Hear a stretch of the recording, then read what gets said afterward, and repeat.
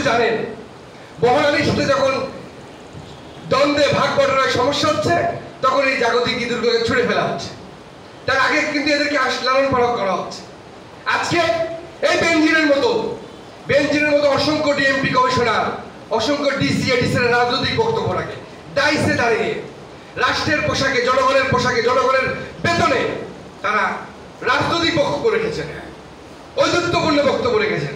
আমার যদি ভুল না হয়, এই আজিজ সাহেব যখন বিডিআর ছিলেন, বিডিআর প্রধান ছিলেন 13-14 আন্দোলনে,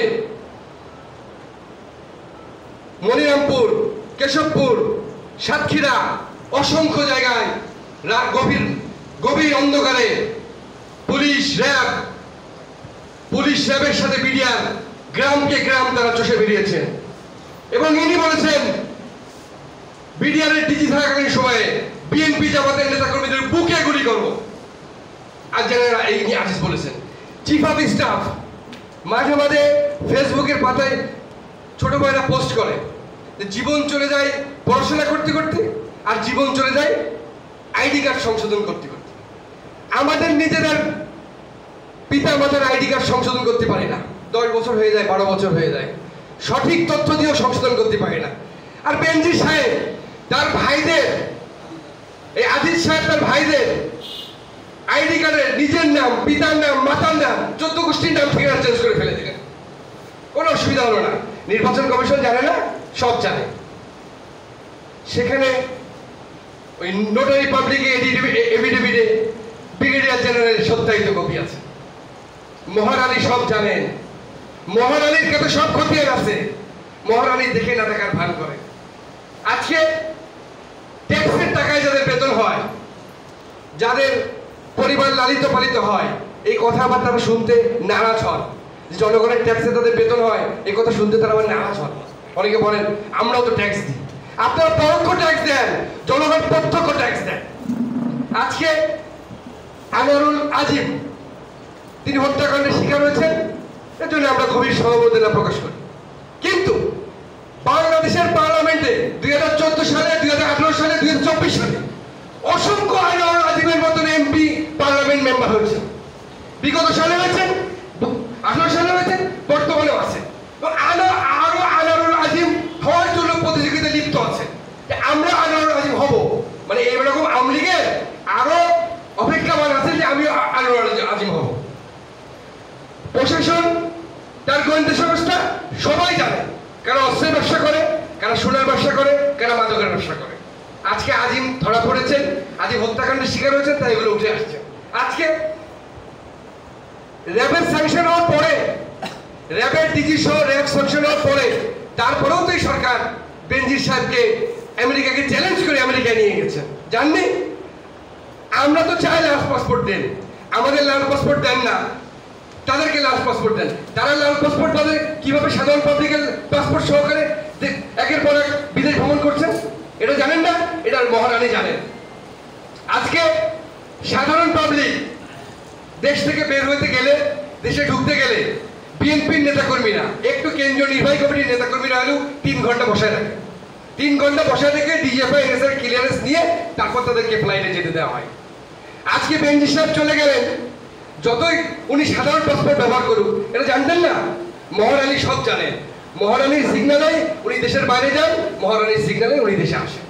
আজকে আনিসুল হক সাহেব লিখেছেন শেখ মুজিবুর রহমানের কথা, উনি শহীদ প্রেসিডেন্ট জিয়া রহমান বীরত্বের কথা লিখতে পারতেন। আজকে বাংলাদেশ স্বাধীন হওয়ার পরে যে একজন ব্যক্তির সততা নিয়ে কথা বলা যায়, গর্ব করা যায়, তিনি হলেন শহীদ প্রেসিডেন্ট জিয়া রহমান বীরত্তম।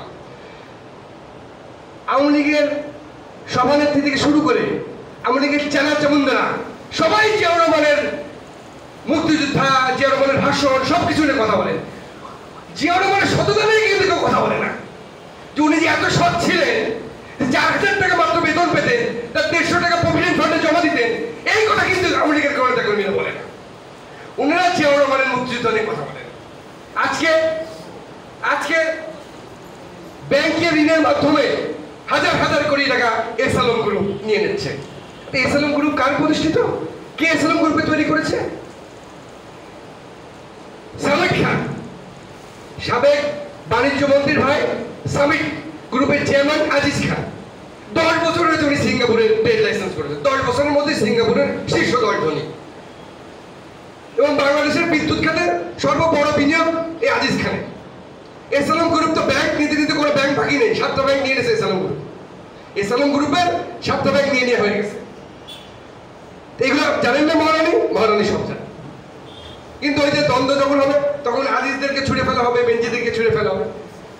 এই যে all the prime minister's man Al Jazeera report হলো, তখন রিপোর্ট প্রতিবেদন হওয়ার পরে অসংখ্য আওয়ামী লীগের নেতাকর্মীরা ফেসবুকের প্রোফাইল পিকচার চেঞ্জ করে বলে দিলেন I am the prime minister's man, I am prime minister's man দিয়ে দিলেন।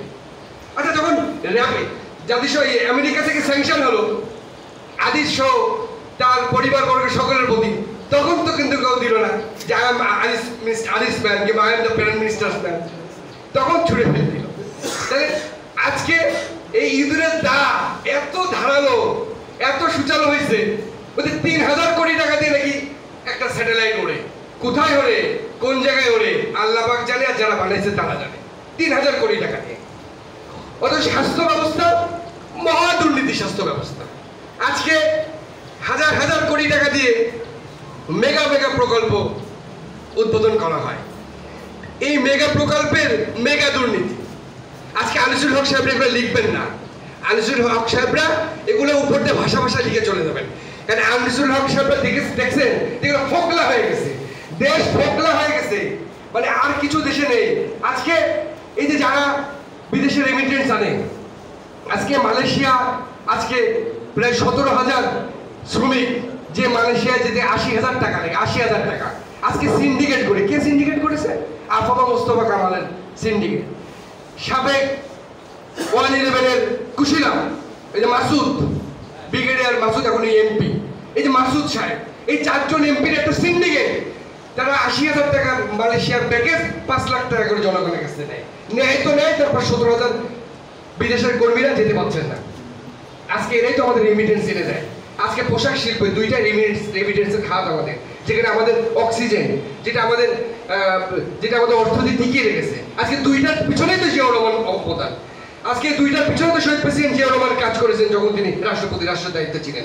আজকে আপনারা হয়তো ভুলে গেছেন 2018 সালে একটা এমপি ছিল পপলু, এত দুর্নীতি করেছে মালয়েশিয়া গভর্নমেন্ট 3 না 4 বছরের, কুয়েত গভর্নমেন্ট, কুয়েত সরকার 3 বছর না 4 বছরের তার এবং তার স্ত্রীর সাজা দিয়ে দিয়েছে। উনি জেল খাটতেছেন ওই জায়গায়। বাংলাদেশের ইতিহাসে কোন এমপি দুর্নীতির দায়ে অন্য জায়গায় জেল খাটে, উনি খাটতেছেন। আজকে 2018 সালে যে ভোটটা সেনাবাহিনী নামার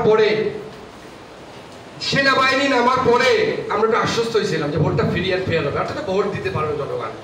তো ভোট তো সন্ধ্যের পর থেকে কাটা শুরু হয়ে গেল। আর বিএনপি নেতাকর্মী যারা আছে তাই তো লাস্ট 10 দিনে ওই যে চা সেকনি দেওয়া হয়, শেখা হলো, মানে বিএনপি কর্মী নাম শুনলেই শেখা হলো। ওই যে যারা উপজেলা নির্বাচন হলো না, যে কদিন আগে, যারা বিভিন্ন আমেরিকানরা যারা আমাদের কাছে ভোট চাইতে আসলো, যারা এই করলো, আমরা তো কর্মী সবাই বলেছি, এরাই আমাদেরকে 18 সালে গ্রেপ্তার করাইছে। এরাই আমাদেরকে এই যে 28 অক্টোবরের নির্বাচনের পরে, আন্দোলনের পরে এরা আমাদেরকে বাড়িঘর চিনাই দিয়েছে। এরাই আমাদেরকে 2018 যখন আমাদের মা বাবা আত্মীয় স্বজনরা ভোট সেন্টারে গেছে, তারাই কিন্তু আমাদেরকে অপমান অপদস্থ করে গালিগালাজ করেছে যে এরপরে ভোট সেন্টারে ঢুকলে কিন্তু রেপ হয়ে যাবে এমন কথা বলেছে যারা আমাদের কাছে ভোট চেয়েছে এই উপজেলা নির্বাচনে। এই আজিজ সাহেবরা সেনাবাহিনী ভাবমূর্তি ক্ষতিগ্রস্ত করেছে, সেনাবাহিনী প্রতিষ্ঠানকে ক্ষতিগ্রস্ত করেছে। সেনাবাহিনীর গাড়ি যায়, জনগণ ছুটে যায়, সেনাবাহিনী দাঁড়ায় না, ছুটে চলে যায়। আজিজ সাহেব ভোটের পরে বলেছেন বাংলাদেশের ইতিহাসে সর্বোচ্চ ভালো ভোট হয়েছে। যেখানে ভিসা নিষেধাজ্ঞা দিয়েছে সেখানে একটা উল্লেখ আছে যে মানে প্রতিষ্ঠান হিসেবে সেনাবাহিনীকে সুনাম ক্ষুণ্ণ করেছেন এবং গণতান্ত্রিক প্রক্রিয়া বাধাগ্রস্ত করেছেন। ধন্যবাদ জানাই আমেরিকাকে। এবং আরো দায়িত্বশীলভাবে বলছি, একটা জায়গায় স্পেসিফিক ভাবে আমেরিকাকে ধন্যবাদ জানাই।